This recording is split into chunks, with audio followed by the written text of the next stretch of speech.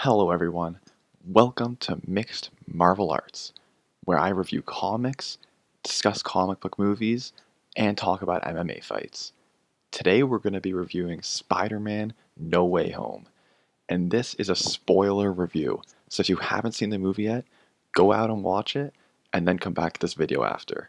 But if you have seen the movie, then we're going to get into the spoiler review right now. No Way Home opens where Far From Home left us. Everyone knows Peter Parker is Spider-Man, and the world thinks he murdered Mysterio. Peter and MJ are still in Times Square, where J. Jonah Jameson is broadcasting Spider-Man's alleged criminal activity, so Peter picks MJ up and they swing away. The world wants Peter to be held legally accountable for his perceived crimes. He suffers from his identity being public, along with Ned and MJ. We see their struggles through their multiple university rejections for being associated with the controversial Spider-Man. Then none other than Matt Murdock, aka Daredevil, defends Peter. It was the perfect way to get Daredevil into the MCU, and I can't wait for season 4 of Daredevil. But to try and solve his personal problems, Peter requests Doctor Strange's assistance, but the spell goes wrong. All of the villains from the multiverse enter the MCU to try and get revenge on Spider-Man. Rather than sending them back to their own universes to potentially die, Peter decides to help the villains. And while it's difficult at first, his plan starts to really take effect. Norman Osborn even helps Peter replace the chip in Dr. Octopus's neck and turn him back into a good guy. But it's at this point that the Green Goblin's serum takes over Norman Osborn's mind and he reverts back to his sinister ways. The fight scene between Spider-Man and the Green Goblin that ensues is just absolutely epic. Willem Dafoe did an incredible job in the role, and he might have even outdone his performance from the first Spider-Man movie. We actually get to see his face as the Green Goblin in this movie, and it adds a lot to the terrifying figure that the Green Goblin is. Then the movie takes a dark turn as the Green Goblin actually kills Aunt May. It's a shocking development, and by far the most tragic event we've seen of Peter's life to this point.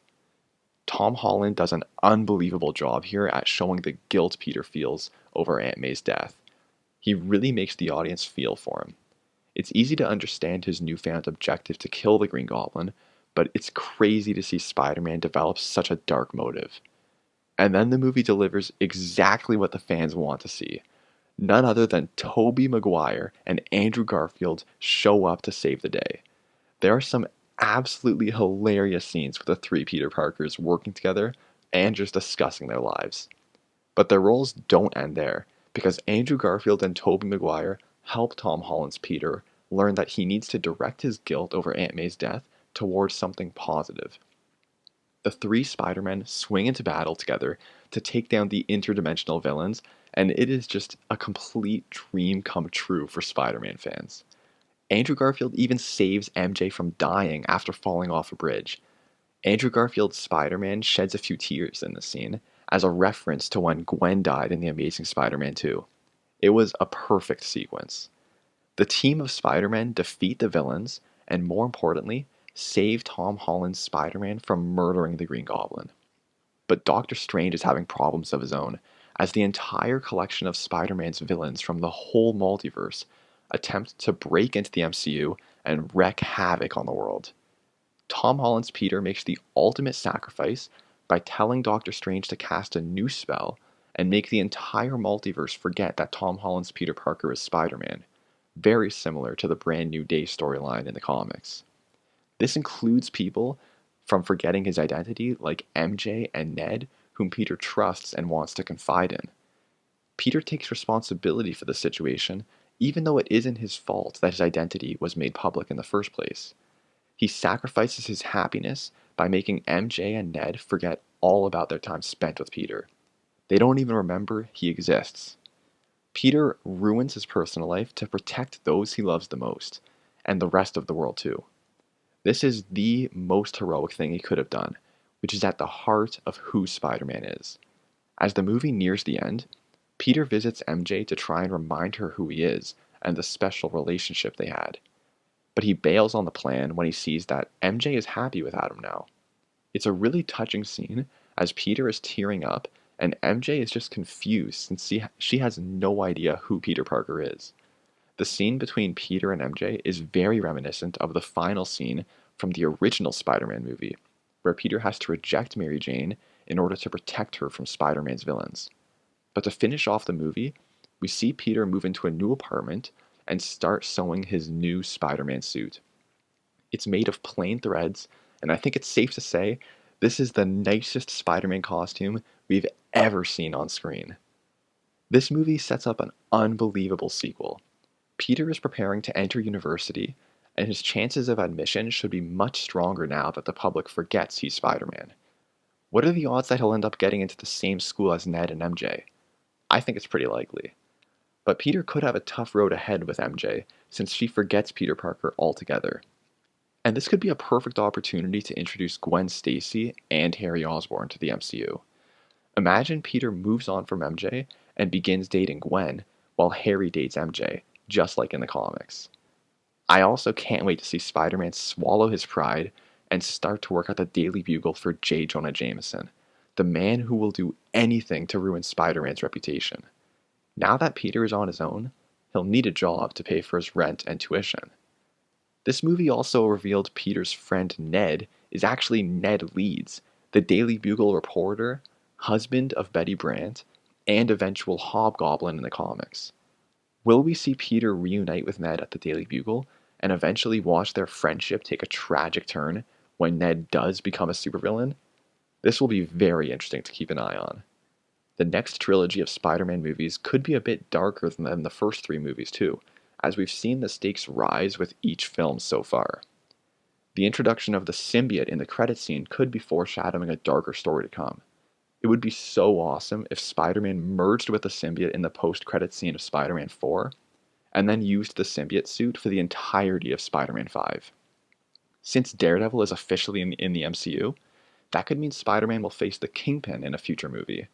A Spider-Man versus Kingpin movie with Peter using the symbiote would be absolutely epic. It would be like a live-action, Back in Black storyline. That would give a real opportunity to see Peter's behavior change due to the symbiote. Extending Peter's time with the black suit would only make the introduction of the MCU's Venom more dramatic too. No Way Home also did a fantastic job at bringing back Tobey Maguire and Andrew Garfield, both of whom hit it out of the park. The nostalgia of seeing Tobey Maguire in a Spider-Man suit was amazing, but Andrew Garfield was just as good. Andrew Garfield was also a lot funnier in this movie than in his own Spider-Man movies. He certainly deserves another shot at continuing his Amazing Spider-Man movie series. While Tobey Maguire's Spider-Man had a complete story already, Andrew Garfield's Spidey ended his last movie on a cliffhanger. Spider-Man fans are finally giving Andrew Garfield some long overdue appreciation, so this is as good a time as any to make The Amazing Spider-Man 3. So I'm going to give Spider-Man No Way Home a 9 out of 10. I entered this movie expecting Spider-Man to become the next Iron Man and that he'd be the face of the MCU, and one of the leading members of the new Avengers. But No Way Home gave us something even better. The way this first MCU Spider-Man trilogy has shaped up is similar to the first Ultimate Spider-Man story arc. Rather than killing Uncle Ben in issue 1 of Ultimate Spider-Man, they developed his character over a few issues before killing him. This made his death more impactful and allowed the reader to relate to Peter on a deeper level. The MCU Spider-Man series did the same thing. Rather than showing Spider-Man's origin story in Homecoming, they spread it out over the entire first trilogy. I was anticipating a flashback scene in this movie with Uncle Ben teaching Peter about great power and great responsibility. But I was genuinely shocked when Aunt May delivered the line and then died at the hands of the Green Goblin just minutes later. The MCU Spider-Man's origin is finally complete.